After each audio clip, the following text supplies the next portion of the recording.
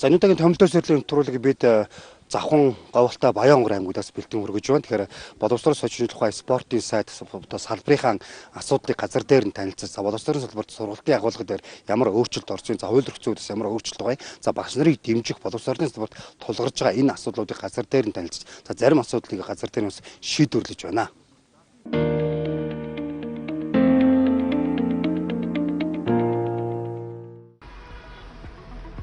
Манай улсын тэргүүлэх салбарын нэг бол боловсролын салбар. Өнөөдрийн байдлаар улсын хэмжээнд 190 гаруй мянган төрийн албаагч ажиллаж байна.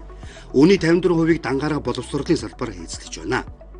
Салбарын сайд эх оны төсөв хилцэгдэж байгаа энэ өдрүүдэд 21 аймагт ажиллан салбартаа тулгамдж байгаа асуудлууд болон хөрөнгө оруулалт, бүтээн байгуулалт, боловсон хүчний хүрэлцэн хангамжийн талаар мэдээлэл сонсож байгаамаа. Өнгөрсөн амралтын өдрүүдэд Баруун бүсийн 3 аймагт ажиллалаа. Баянгор аймагт зарим сумдын сургуулийн барилга удаачирч гатсан, багшийн оронтой дутагдaltaй зэрэг хүндрэлүүд байгааг салбарын төлөөлөл хэлж байлаа. Баянгор аймгийн төгсгөлтийн зөв байгалийн үзлийн барилга 1970 онд ашиглалтанд одоо Баянгорчууд аж ахуй аргаар барьсан ийм барилга. Тэгээд Монгол Улсын засгийн газрын мөрийн хөтөлбөрт тусцсан Баянгор аймгийн музейн барилгыг 2018-аас 19 онд хэрэгжүүлж эхэлж бүтээ дуусгана гэсэн энэ чиглэлээр орсон юм. Энэний арга хэмжээг одоо 2017 онд зураг бүсэнд хийгээд 2 жил хөөцөлж байгаамаа. Өнгөрсөн жил боловсрол сошиалын тухайны яамнаас сангийн яамнаар очихдоо манай музейн барилга нэгээр ирэмтгдэж очсон. Бас л 3.5 тэрбум төгрөг суулаас алга болцсон. За манай сургууль одоогоор 111 багш 37 ажилтан ажиллагсад 2420 хүүхэдтэй сургалт хүмүүжлэгийн ажлыг үйл ажиллагааг явуулж байна. За хичээлийн 2 байртай 1962 онд байгуулагдсан ийм сургууль байгаа. За манай сургуулийн хувьд бол нэг тулгамдсан нэг асуудал бол өргөтгөлийн барилга барилгах явдал байна. Ер нь боловсролын салбарт магадлал итгэмжлэлийн систем нэвтрэх хэрэгтэй юм аа. Тэр тусмаа одоо яг нь ерөнхий боловсролын салбарт мөн компьютер зүүж өгмөр байна. Саяны ажлын банкэр операцийн компьютер байдгүй. Бусдаж очиод энэ номгон сургуулийн өргөцгөл музейн барилга хоёрыг ерөнхий сайд бас нодлын хэрэгтэй амарсан гэж ярьж байна. За их хурлын дарга гишүүд бас энийг шинээр оруулъя гэж ярьсан гэж байна. Сая их хурлын даргатаа задгаад бас утсан ясангүй ажилтаа авах шиг. Тэгэхээр очиод энэ асуудлыг хөөцөлдөе. Үнэхээр яг ингээ амлаад ингэсэн. Одоо их хурд өргөн барьсан болохоор миний мэдлээс гитэрсэн асуудал болчиход байгаа байхгүй юу? Салбарын сайд аймгийн музейн барилга номгон сургуулийн өргөтгөлийн ажлыг даруй шийдэхэд анхаарал хандуулахаа хэлсэн. Мөн төрөлжсөн спортын заал бий бэлтаржуулах танхим зэргийг салбар холбоодод хандах, төсөл бичиж төр хувийн хөгжлийн хамтарсан байдлаар шийдвэрлэх гарц байгааг дурдлаа. Энэ салбарт бол тулгамдсан маш олон асуудал байдаг. Ялангуяа одоо хөрөнгө оруулалтын асуудал, байшин барилгын одоо засвар үйлчлэгээтэй холбоотой хүүхэд ажиллах, сурах одоо ээлжид таатай орчин бүрдүүлэх.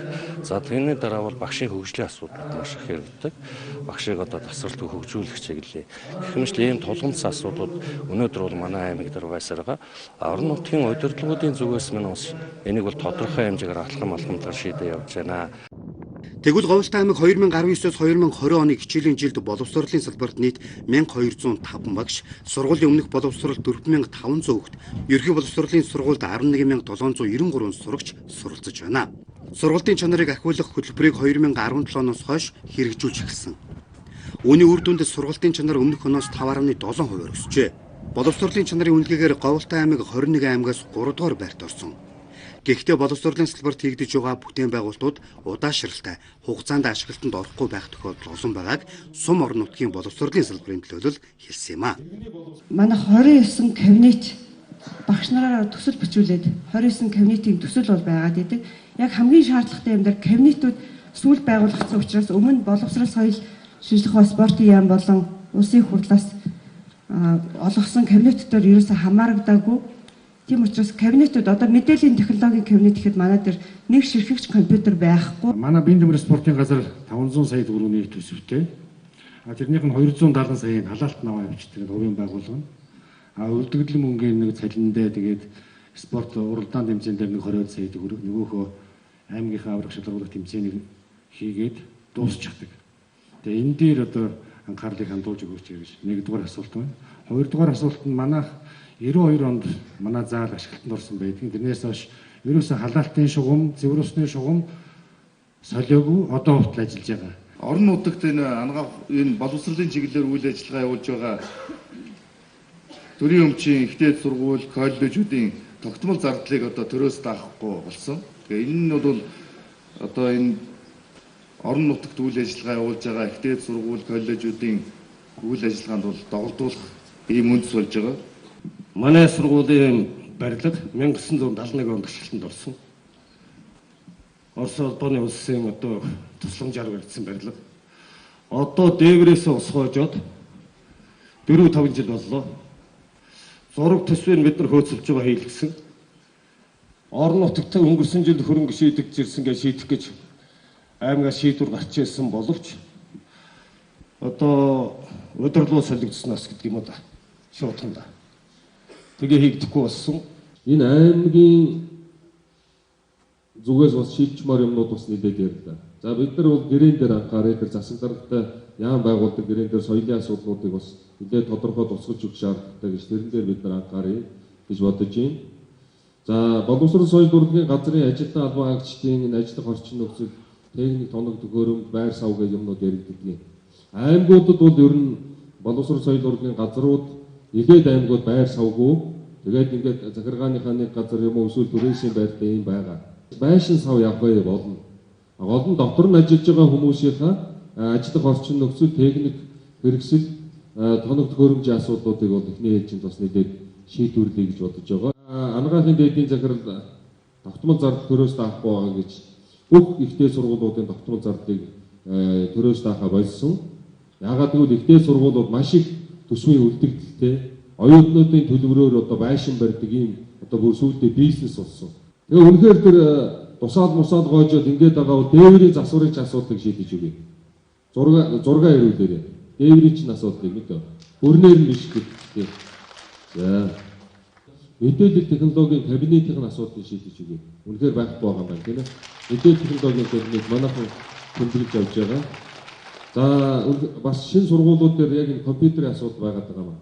Тэгэхээр бид нар эргэжил нөгөө засгийн газрын тогтоолтой багш нарын хурдаар гарсан тогтоолоор багш нарын компьютержуулах асуудлыг үе шаттайгаар шийдвэрлэнэ гэсэн. Говьлтай аймагт баригдаж байгаа анагаахын шинжилгээ ухааны үндэсний их сургуулийн хичээлийн байр, номын сан, усан басай 100 болон 320 хүүхдийн судлах үе цэцэрлэгийн барилгын асуудалд анхаарч ажиллахаар болсон юм а. Мөн зарим боловсролын байгууллагуудын техник тоног төхөөрөмжийн шинжилгээг эх оны төвцөлд багтаахаар болсон. Дээрээс нь тендерт шалгарсан компаниудын хариуцлагыг нэмэгдүүлж хяналт шалгалтыг орон нутгийн зүгээс тогтмол тавьж байгааг албаныхан санууллаа. Говьлтай аймаг бол нийгмийн салбарт өнгөрсөн 3 жил боловсрол эрүүл мэнд бусад чиглэл салбарт бол хөрөнгө оруулалт бол төлхөө хийгдсэн. Нийт 250 гаруй тэрбум төгрөгийн хөрөнгө оруулалтын бол 40% нэрийг нийгмийн салбарт хийгдсэн. Тэрээс боловсролын салбар бол баггүй хөв байгаа. Олон сургууль цэцэрлэг, сургуулийн дотор байр, соёлын төвүүд баригдаж байна. Энэ тамирын заалууд баригдаж байна. Тэгэхээр энэ бол салтайчүүдийн хувьд олон жилийн хүлээлт, олон жилийн ард иргэдийн хувьд төсөв хүлээж ирсэн. Ялангуяа сургуульд бол сурагч багш нарын бол орчин нөхцөлийг сайжруулахад бол томоохон алхам болсон. Зарим нэг ор сумдрын үгдийн тухайн гүйцэтгэх компани буруутай үйл ажиллагаа суулж боловсрол бүрийн бас барилга удаашрах ийм асуудал бас байгаад байгаа шиг байна. Нэгдүгээр тэн дээр хоёр хүчин зүйл ярьж байна өнөөдөр бас тендер шалгаруулалт яг энэ бол зөвхөн Говьлтай аймгийн тухайд биш, Монгол улсын тухайд байна. Нэгдүгээр шалгаруулж байгаа газар захиалагчийн газар, хоёрдугаар энэ тендерт ялсан гэдэг компаниудын бас зохион байгуулалтын яс муугаас болоод тэр нь хөрөнгө оруулалт хийгдсэн боловч хугацаа хоцорч хэрэгжих ийм тохиолдол бас гарч байгаа. Завхан аймгийн цагаанчлууд Тэлмэн сумын дунд сургуулиуд сурагчдын дотор байрны нөхцөл байдалтай салбарын сайд газар дээр нь танилцсан юм а. Аймгийн ерөнхий боловсролын сургуульд сурч байгаа 6 настай ялангуяа малчтын хүүхдийг эрүүл аюулгүй орчинд амьдрах, өөрийн гэршиг нь 5 тухтай нөхцөл боломжоор хангахын тулд гэр өргөө төслийг бүх суманд хэрэгжүүлж байна. Дотор байрнаас илүү 5 тухтай туслах багш асрагчтайгаараа онцлог гэдгийг сумын сургуулийн захирал хэлж байлаа.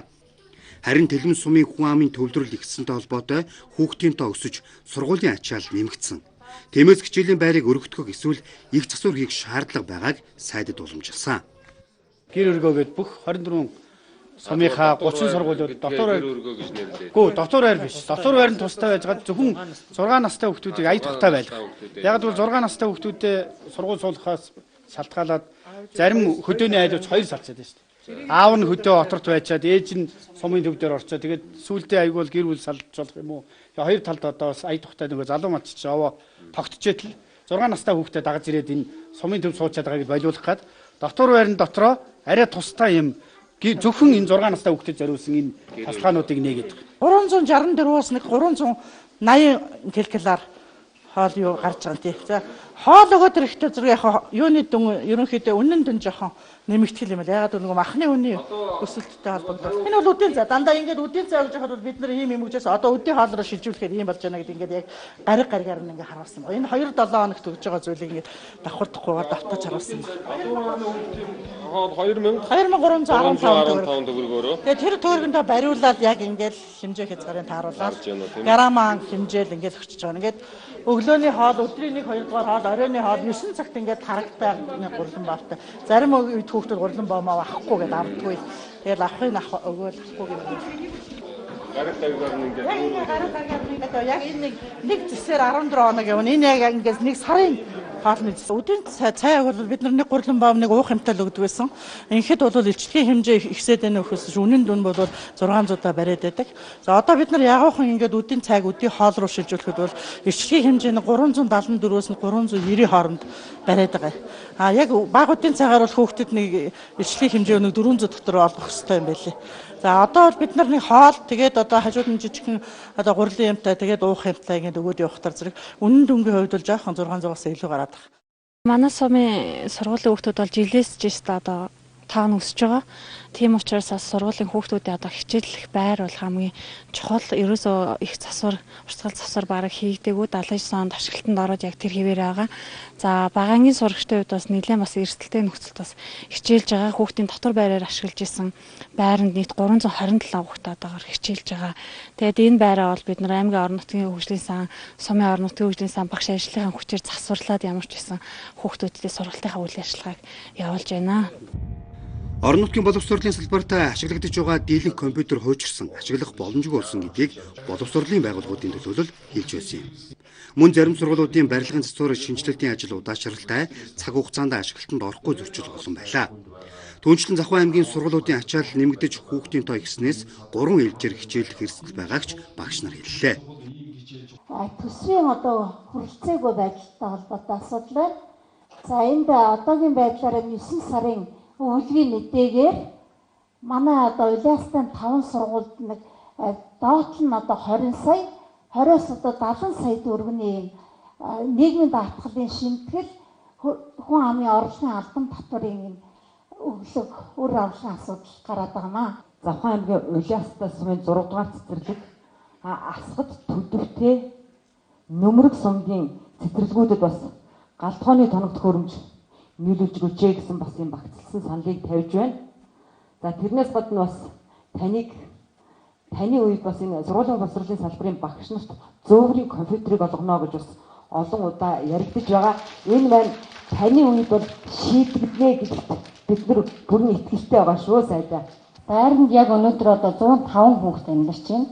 Бакалаврын хөтөлбөрөөр суралцж байгаа оюутнууд маань байранд амьдарч чаддаггүй, хүрэлцээ байхгүй байгаа. Тийм учраас одоо манай сургуульд бас нэг тулгамдсан асуудал нь дотоод байрын асуудал байгаа.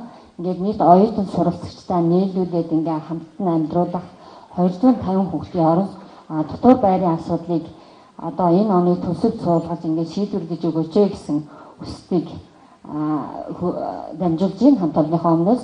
Манай аймаг маань өөрөө тархаа утархаа 24 тэгээд зарим сургуулиуд одоо үнэхээр хүүхдийн тоо бага. Тэгээд энэ жилийн тухайд маш одоо өвөрмөцнийг онцлогтой хүндрэлтэй зүйл гарсан багшлах боловсон хүчний шилжилт төлөвлөгөө маш их байсан. Үнэхээр гайгүй сайн багш нар маань төрөгөө их шилжиж байна. За сүүлийн жилүүдэд туршлагатай багш нар маань тэтгэврт их гарч байна.